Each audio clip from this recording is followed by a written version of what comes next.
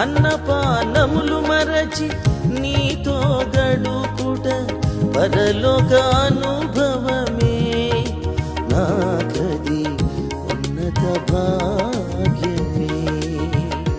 యేసయ్యా యేసయ్యా యేసయ్యా యేసయ్యా యేసయ్యా